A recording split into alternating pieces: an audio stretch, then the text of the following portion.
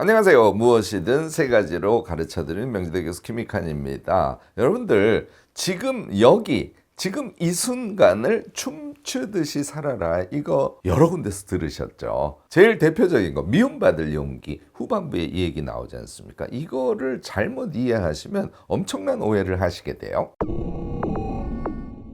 여러분들 미움받을 용기 대부분 다 읽으셨을 거고요. 엄청난 베스트셀러. 제가 확인한 것으로는 올해 기준으로 보면 거의 1300만 부 이상 나간 책이에요. 당연히 무지무지하게 좋은 책이죠. 이 미움받을 용기의 핵심 메시지 중에 하나를 대부분의 성공한 사람들은 지금 여기 순간을 춤추듯이 산다. 이런 메시지가 미움받을 용기의 핵심 메시지라고 생각들을 합니다. 여러분들 이 지금 이 순간을 미움받을 용기에서도 점이라고 표현하고 있어요. 그래서 선을 살아가는 것이 아니라 현재 그 점을 아주 제일 소중하고 또 그 소중한 현재 점의 삶, 현재 순간의 삶이죠. 그것을 기쁘게 행복하게 그렇게 행위하면서 살라는 메시지로 보통은 이해를 하고 있습니다. 이것 자체가 틀린 생각은 아니에요. 그렇지만 이거를 선형의 삶, 제가 뒤에 설명합니다. 짧은 선형의 삶과 띄어트리고 해석을 하시지 않습니까? 이건 엄청난 오해를 유발하는 생각 방식이 될 수 있어요. 심지어는요, 일종의 현재 자기의 욕망대로 그냥 살아가는 거, 그것을 자기가 인정하고 뭔가 좀 힘을 들여서 무엇인가의 목표를 향해서 나아가는 그런 성실한 삶을 살지 않고 도피하는 그런 근거가 되기도 하고요. 또 막 무질서하게 삶을 살아가는데 그런 자신의 삶을 합리화하는 그런 논리가 될 수 있습니다. 그래서 이 사실을 믿고 말이죠. 현재 순간을 그냥 즐겁게 사는 거, 이것을 자꾸 합리화해서 사시지 않습니까? 결과적으로는 엄청 불행한 인생을 살게 되는 원인이 될 수도 있다 하는 점을 여러분들 꼭 생각해 주시기 바랍니다. 여러분들 다 궁금해 하시기 때문에 앞서서 제가 미움받을 용기 이야기부터 했으니까 미움받을 용기에 대한 저의 해석 방법을 쭉 말씀을 드릴게요. 제일 앞에 나오는 게 뭐였죠? 기억들 하시죠? 원인론, 목적론에 대한 얘기잖아요. 원인론은 누구? 프로이트. 목적론은 아들러.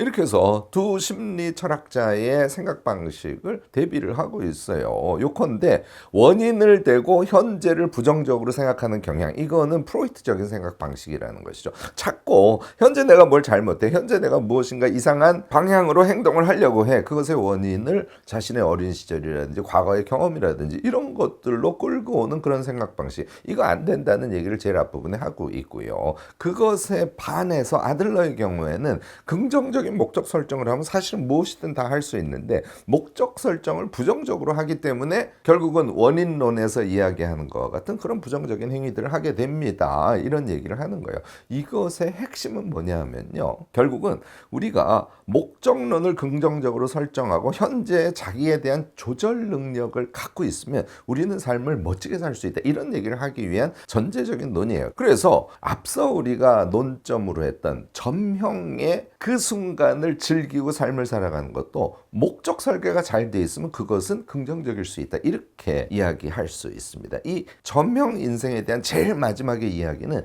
제일 앞에 나온 목적론과 논리적으로 연결돼 있다 하는 것을 여러분들이 잊으시면 안 돼요. 자, 그러면 우리가 궁금한 게 있죠. 목적론에서 얘기하는 목적의 실체가 뭐냐? 이건 너무 추상적이기 때문에 깨닫기가 쉽지 않지 않습니까? 쉽게 생각하면 이런 거예요. 인생관을 어떻게 갖고 있느냐, 또는 내가 중기 정도 단위, 예를 들어서 10년 단위죠. 그 10년 단위의 행위를 무엇을 하려고 목적 설정을 하느냐, 또는 단기적 행위의 목적 설정을 어떻게 하느냐. 이게 바로 목적의 실체들입니다. 인생관이 잘 서 있어요. 그리고 10년 단위로 내가 어떤 목표를 설정했어요.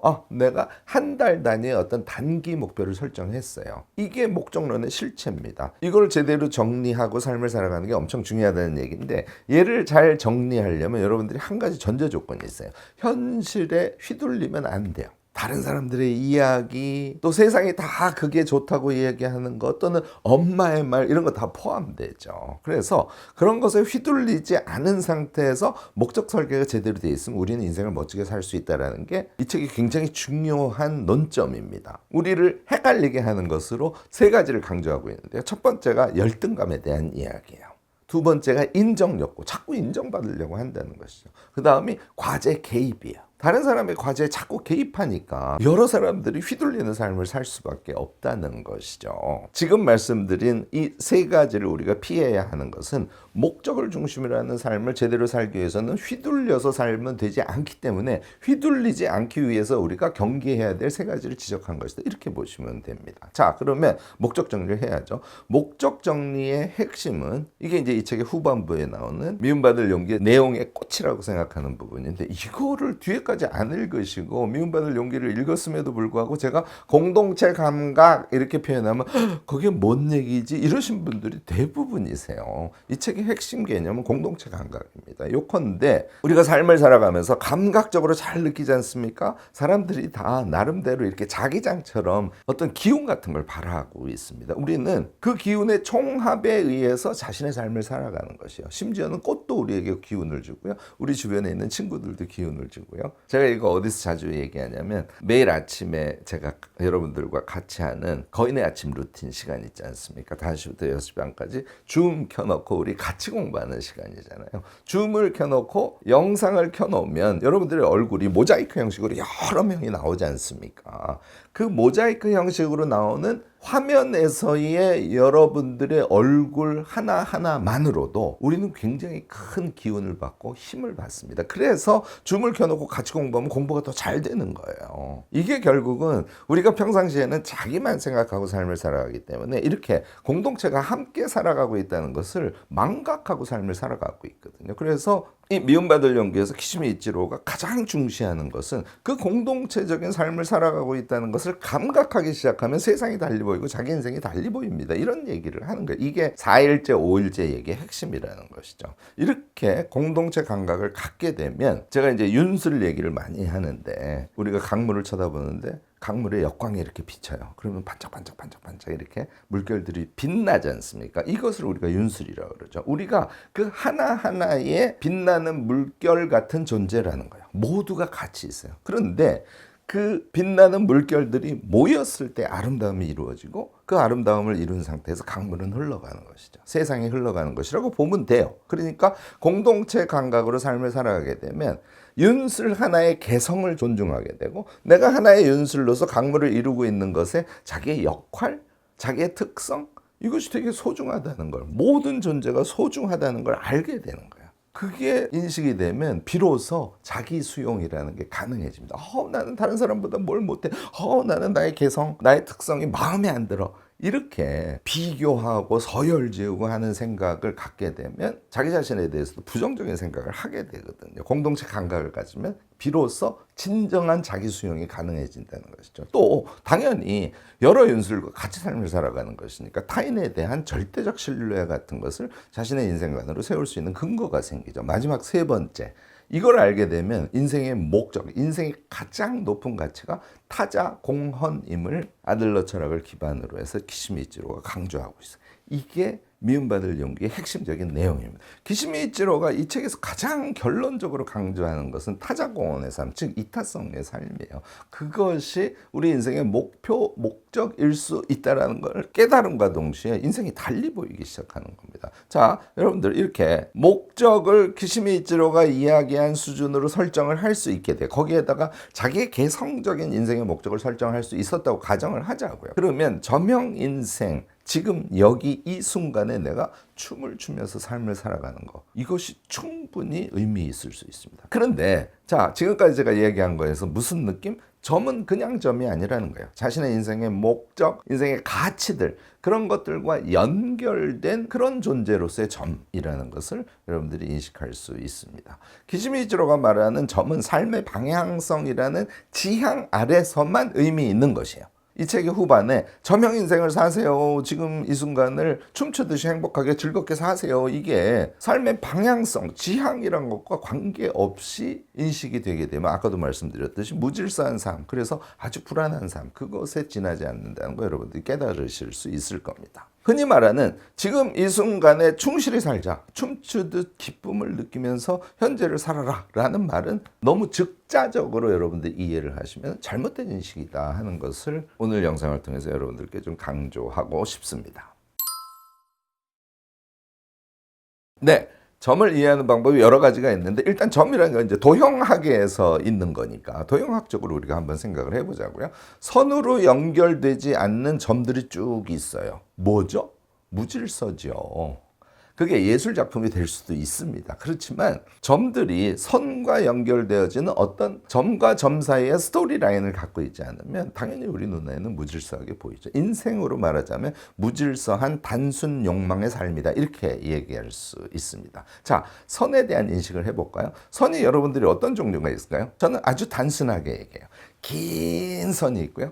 짧은 선이 있습니다. 긴 선이라는 것은 짧은 선의 연결이에요. 사실은 그 짧은 선이 점의 연결이기도 하죠.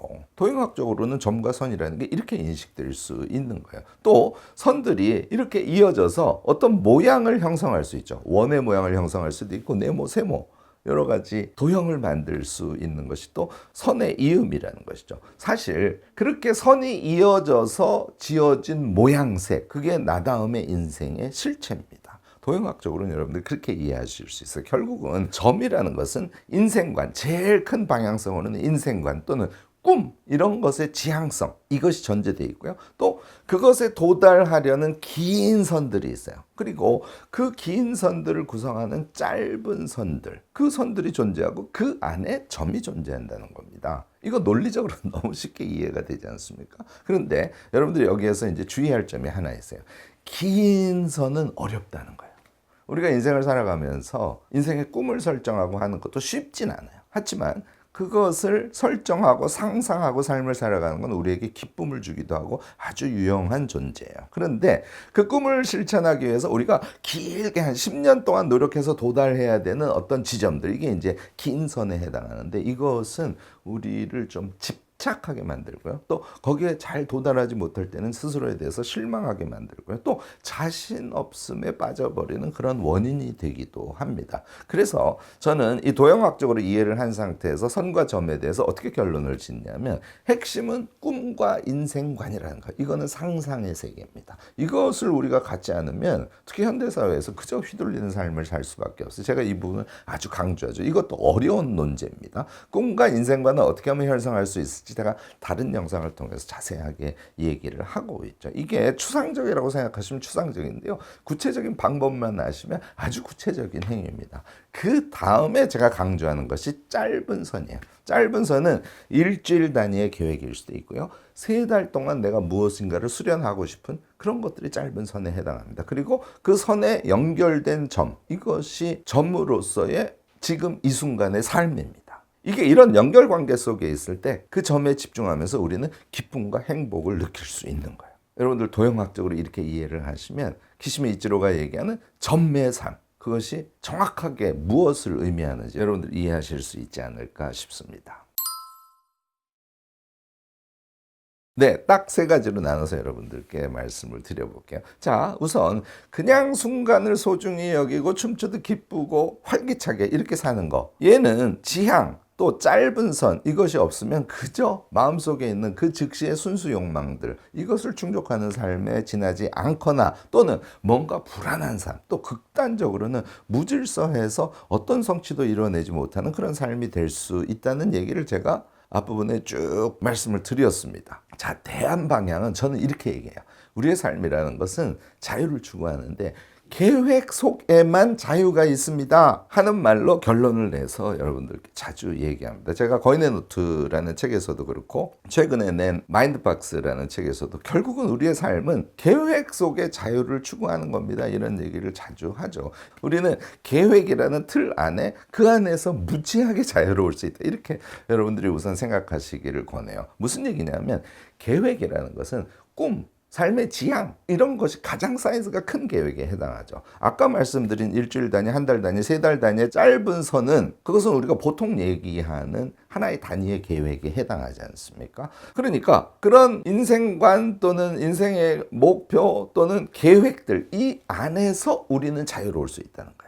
거기에 연결된 어떤 선의 행위를 하면서 우리는 그 행위 자체를 자유롭게 할 수 있을 뿐만 아니라 그 안에는 굉장히 다양한 선택이 존재할 수 있거든요. 그래서 그것이 자유의 실체이고요. 또 하나, 제가 지금 말씀드린 짧은 선이나 인생의 방향성과 와닿지 않는 그런 선들이 일상에는 당연히 존재합니다. 아까도 말씀드렸듯이 어떤 순간의 내적인 욕망이라든지 또는 우연히 내가 만난 어떤 것이라든지 이런 것들은 선과 연결되어지지 않은 점들이에요. 그런데 선과 연결된 점이 존재할 때 이렇게 불규칙하게 존재하는 점들도 더 신나고 의미 있을 수 있다. 이렇게 여러분들이 이해를 하시면 됩니다. 그래서 저는 인생의 꿈, 인생관 이거 제일 중요하다고 생각하고 짧은 선이 엄청 중요하다고 생각하고 그 상태에서 점형 인간으로 현재를 즐기고 현재를 행복해하고 현재를 춤추면서 살아가는 것 이게 우리가 지향할 지점입니다 라고 말씀을 드립니다. 한 가지 조금 추가해서 말씀을 드리면 이제 여러분들이 이런 것을 인식하고 실행력이 엄청 높아졌어요. 능력이 최고조에 달했어요. 그러면 짧은 선만 의미 있는 것이 아니라 여러분들은 5년 단위, 10년 단위의 긴 선도 자신의 삶에 잘 도입해서 훨씬 더 전략적이고 지향 실현도가 높은 그런 삶을 살 수도 있습니다. 그런데 초기 단계에서부터 이걸 하려고 애쓰시면 여러분들 말하자면 실망이 크다든지 실행력이 따라주지 않으면 자신을 비하하는 그런 원인으로 작동하니까 우선은 꿈 그리고 짧은 선의 삶을 중시하면서 점을 춤추며 살아가는 그런 선택을 하시기를 권합니다. 자, 첫 번째 말씀드린 꿈과 자기인식에 대한 이야기를 좀 먼저 할게요. 이거는 결국은 인생관을 정립하라는 것의 다름 아닙니다. 요거는 제가 여러분들께 어떻게 권하냐면 저는 이걸 히스토리 박스라고 하는데 자신의 유년 시절 또는 학교 다니는 시절 또는 20대 30대 초반의 청년 시절 그리고 이제 30대 시절 40대 시절 나이가 드신 분들은 50대 시절 이렇게 나누셔서 박스를 이렇게 쳐보세요. 그리고 유년 시절의 자기의 핵심적인 기억들 이런 것들을 계속 메모하시는 거예요. 40대의 기억들을 메모하시는 거예요. 이렇게 해서 한 2장 내지 3장 정도 A4에다가 그냥 박스를 치면 됩니다. A4 하나에다가 박스를 한 4개씩 쳤다고 생각하세요. 거기에다가 자기의 과거를 자꾸 써보시는 거예요. 하루 5시간 투자해서 될 수 있다? 없다. 그렇게 하시면 안 됩니다. 하루에 30분씩 생각해서 조금씩 집어넣고 유년기 조금 쓰다가 40대 조금 쓰다가 청년기 좀 쓰다가 생각이 잘 안 나. 그 다음 날 또 쓰시고 이렇게 하시면 여러분들이 히스토리 박스를 쓰실 수 있어요. 무슨 얘기냐면 자기의 과거를 정리해 볼 수 있는 거예요. 그거 하시면서 내가 정말 좋아하는 것이 무엇이지? 내가 나의 여태까지의 역사 속에서 잘하는 것이 무엇이지? 이런 것도 여러분들이 정리해 내실 수 있어요. 또 하나 제가 권하는 게 퓨처 박스예요. 우리가 삶을 살아가면서 미래에 대한 것이죠. 제가 월간 다이어리 쓰는 얘기 자주 하지 않습니까? 이것의 제일 첫 장에다가 인생 지도 그리기를 하라고 제가 권합니다. 가운데 동그라미 치고 꿈 쓰시라고 노력하고 이렇게 자기 삶의 영역들을 박스를 이렇게 쳐서 as is와 to be를 쓰세요. 이런 말씀 드립니다. 이거 오늘 처음 들으신 분들은 무슨 얘기인지 모를 수 있어요. 다른 영상에서 자주 얘기하니까 참조해 주시고요. 그렇게 한 다음에 제가 인생 과제를 하나의 나침판 과제 체계로 정리하세요. 이거 안젤라 더크워스의 그릿이라는 책에서 나오는 이야기죠. 그걸 제가 이렇게 서식으로 만들어서 여러분들께 보여드리기도 하지 않습니까? 이런 것들을 이용해서 자신의 미래의 꿈을 설정하고 영역별 큰 과제들을 생각해 보시고 그것을 예를 들어서 목표가 3개야. 그 다음에 그 목표를 달성하기 위한 나의 과제가 3개씩 있어. 과제 아래 하위 과제들이 있어. 그럼 총 몇 개? 총 3, 9, 27이니까 27개의 과제가 설정이 될까요? 이런 것들을 자꾸 해보셔야 돼요. 이게 자신의 삶의 지향성을 구체화하는 방법입니다. 그래서 제가 퓨처 박스를 권하고요. 마지막 하나, 이제 자신의 인생관, 자신의 어떤 생각의 틀 이런 것들이 있어야 되거든요. 이걸 마인드 박스라고 칭하는 거예요. 그래서 마인드 박스는 여러분들이 소주제를 정하시면 됩니다. 예를 들어서 자본주의 사회에서 꿈과 돈의 관계는 어떻지? 나의 욕망은 무엇이지? 나의 소비 패턴은 무엇이지? 내가 잠재성은 무엇이고 현재 가능한 능력은 무엇이지? 이런 주제들이 있을 수 있죠. 또 나의 주체적인 능력과 객관적인 조건이 어떻게 작용하면서 내 인생이 진행이 되지? 등등. 그래서 제가 마인드박스라는 책에서는 16개를 여러분들께 소개를 했지 않습니까? 여러분들은 그게 5개이실 수도 있고 12개일 수도 있습니다. 이렇게 이것도 A4 종이에다가 하나에다가 저는 한 4개 정도의 박스를 쳐가지고 하시기를 권해요. 그래서 그러면 소비에 대한 자신의 생각을 메모를 해보시는 거죠. 이렇게 생각을 키워드로 정리하는 작업을 해보시면요. 그러면 인생관이라는 것도 구체적으로 정리할 수 있다는 거예요. 이런 것을 정리해 두시면 지향성, 그리고 안정된 삶의 방향, 그리고 그 속에 속에서 순간을 춤추는 그런 기준점 같은 것을 갖는 사람이 여러분들이 될 수 있을 겁니다. 자, 두 번째. 이제 제가 뭐라 그랬죠? 짧은 선이 중요하다 그랬죠. 삶을 살아갈 때 가장 중요한 계획을 하나만 들으려 그러면 저는 주간 계획을 듭니다. 여러분들이 매일매일 아침에 플래너 쓰시는 분들은 계신데 주간 계획을 중시하는 사람이 많지 않아요. 사실 우리가 무엇인가를 좀 개척적으로 좀 의미 있게 이렇게 해가려면요, 적어도 일주일 단위, 좀 길게는 뭐 보름 단위, 좀 길게는 한 달 단위, 조금 더 길게 간다면 세 달 단위 정도까지 갈 수 있습니다. 이게 저는 짧은 선이라고 보거든요. 그래서 이렇게 일정한 텀이 있는 계획을 수립하시고 거기에 아웃풋이 뭔지까지 설정을 한 상태에서 여러분들이 일간 계획을 세워서 삶을 살아가면 훨씬 더 멋진 인생을 살아갈 수 있어요. 이것을 이제 목적의 계층성이라고 하는데, 아까 얘기한 인생의 목표가 계층의 제일 상위에 있겠죠. 아까 제가 나침반 과제 체계라는 걸 말씀을 드렸지 않습니까? 그 과제의 하나 정도가 예를 들어서 3개월 정도에 내가 달성할 어떤 구체적 과제가 되는 것이죠. 이것을 짧은 선의 계획으로 설정해서 삶을 살아가는 것이 엄청 중요하기 때문에 주간 단위 계획이 엄청 중요하다고 제가 자꾸 강조를 하는 겁니다. 자,